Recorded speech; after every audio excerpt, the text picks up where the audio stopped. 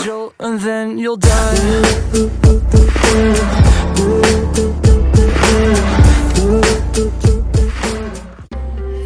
ट्रूशल states में Persian Gulf का ये सारा हिस्सा कवर होता था और यहाँ पर बरतानिया हुकूमत का राज था।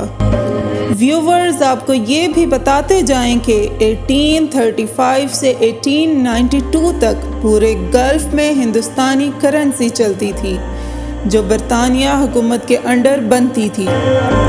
पर्शियन गल्फ की सारी ये लाइन अब बरतानिया हुकूमत से तंग भी थी क्योंकि बिजनेस करने या आने जाने के लिए टैक्स और इजाज़त की वजह से ताजिर बहुत परेशान थे। पाकिस्तान और इंडिया की आज़ादी के बाद बरतानिया ने हिंदुस्तान का इलाका मुकम्मल तौर पर छोड़ दिया था और वर्ल्ड वॉर 2 के बाद बरतानिया के टुकड़े हो चुके थे। बरतानिया अब सुपर पावर तो नहीं थी, लेकिन फिर भी पर्शियन गल्फ पर बरतानिया ने अपना कब्ज़ा नहीं छोड़ा था। 1952 में ट्रूशल स्टेट्स में आने वाले ममालिक ने एक खुफिया मुलाकात की और इस मीटिंग में सब ने अपने मसाइल के हल के लिए एक कौंसिल बनाने का फ़ैसला किया जिसका मकसद बरतानिया हुकूमत से निजात थी। 1952 से 1968 तक ये तहरीक दिन ब दिन ताकत पकड़ती गई और आहिस्ता आहिस्ता बरतानिया के ख़िलाफ़ बगावत में जान आती गई। कारोबारी मुआहदे जो बरतानिया और बाकी ममालिक के दरमियान हुए थे वो भी आहिस्ता आहिस्ता गैर ज़रूरी हो गए थे और पर्शियन गल्फ के ममालिक ने अपने तौर पर हुकूमतें बनाने और अपने लोगों को अपने बनाए गए कानूनों पर चलाना शुरू कर दिया था। पर्शियन गल्फ ने अपनी हदूद के अंदर ममालिक से नए मुआहदे किए और बरतानिया के इल्म लाए बगैर अपनी करेंसीज भी बनाई और आपस के इत्तफाक से इनको ममालिक में लीगल भी करार दे दिया।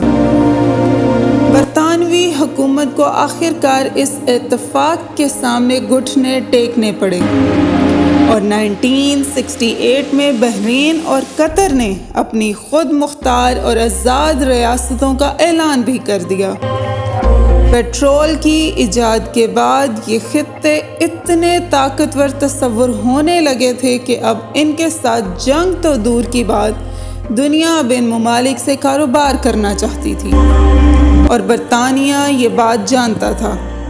बरतानिया ने बहरीन और कतर के साथ फ्रेंडली अपोजिशन की तरह हाथ मिलाया और ये इलाका छोड़ दिया, लेकिन यूएई का क़याम अभी भी ना हो सका। यूएई भी 1968 में क़याम में आ सकता था, लेकिन रास अल खैमा अभी तक ना तो बरतानिया के साथ कोई मुआहिदा करने को तैयार था और ना ही पर्शियन गल्फ के ममालिक से राज़ी था, क्योंकि बरतानिया की इस ट्रूशल स्टेट हिस्ट्री का आगाज़ रास अल खैमा से ही हुआ था और उसके बाद फ़ौजी चौकियाँ और तमाम बरतानवी दफ़ातर रास अल खैमा में ही बनाए गए और इस अरसे में रास अल खैमा की कमर तोड़कर रख दी गई थी। रास अल खैमा की अल-कस्मिया फैमिली पर्शियन गल्फ के ममालिक से इसलिए भी नाखुश थी कि बहुत से मौक़ों पर अल-कस्मिया फैमिली ने बरतानिया के मुज़ालिम का सामना खुद अकेले किया था और पर्शियन गल्फ ने उसका साथ ना दिया।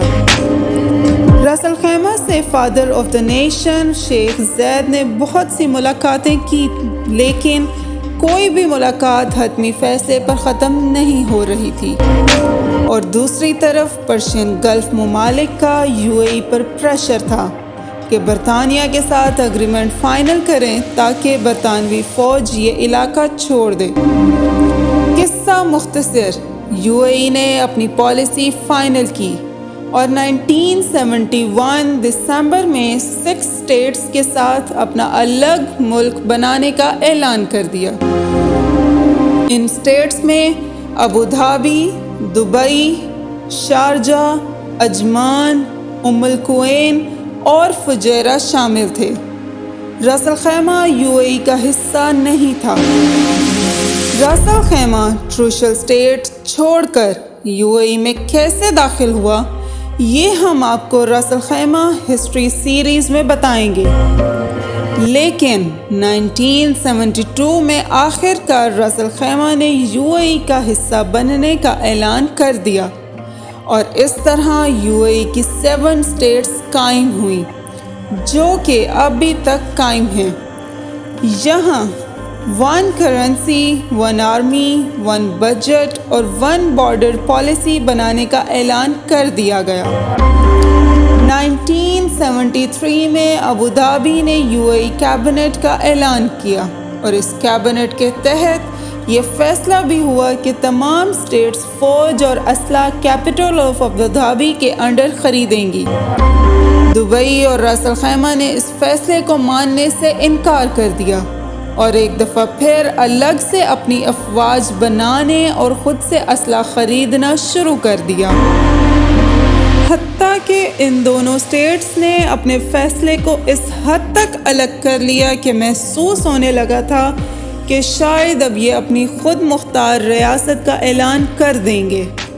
लेकिन viewers, father of the nation Sheikh Zayed ने यहाँ एक बहुत ही अहम कदम उठाया। उन्होंने दुबई के शेख राशिद बिन सईद के साथ मुलाकात की और दुबई को फेडरल गवर्नमेंट का हिस्सा बनाने और दुबई के रूलर को वफाकी हुकूमत का सरदार बनाने की तजवीज़ पेश की। इस तजवीज़ को दुबई के रूलर ने कबूल किया और मामलात ठंडे पड़ गए। उसी एग्रीमेंट के तहत आज तक अबू धाबी का रूलर सरदार और दुबई का रूलर नायब सरदार तस्वुर होता है। 1971 से दुबई और यूएई की तरक्की का आगाज़ हो चुका था। व्यूवर्स, हमने इमारात की तारीख़ की इस मिनी सीरीज़ में अबू धाबी की हिस्ट्री के बाद दुबई की हिस्ट्री 1971 तक मुकम्मल कर ली है। दुबई दुनिया का पुरअमन शहर तस्वुर होता है और ये सब 1971 के बाद अल मख्तूम ख़ानदान की मेहनत और ऐसे गैर यकीनी फ़ैसलों को पाया तकमील तक पहुंचाना शामिल है जिसने पूरी दुनिया को हैरान कर रखा है। दुबई दिन ब दिन ऐसी डेवलपमेंट्स दुनिया को दिखा रहा है जिसका तस्वुर जदीद ममालिक ना कर सके थे। 1971 के बाद दुबई के किस तरह तरक्की की और नए आने वाली मुश्किलों से कैसे निपटे, ये हम आपको बताएंगे इमारात की हिस्ट्री के नेक्स्ट पार्ट में।